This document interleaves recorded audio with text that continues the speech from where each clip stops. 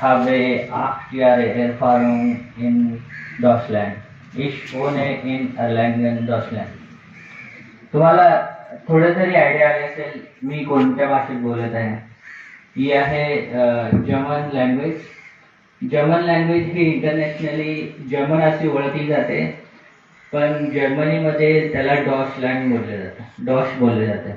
आणि जर्मनी जसं आपल्या भारत देशाला 3 नावं आहेत, भारत आहे, इंडिया आहे आणि हिंदुस्थान आहे, तसं जर्मनीला आपण 2 नावाने ओळखलं जातं.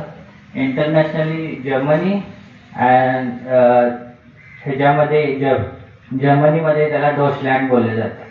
ठीक आहे. माझं नाव आहे तौफिक अर्धी भेटते, म्हणजे जवळपास 50 लाखच्या आसपास ते 1 करोडच्या आसपास.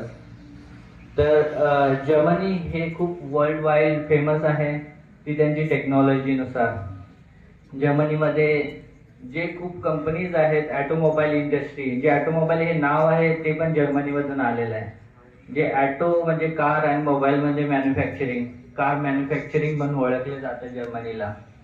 की जर्मनी जे आपण नाव ओळखतो, जसे आपल्याकडे आहेत फोक्सवॅगनच्या गाड्या आहेत,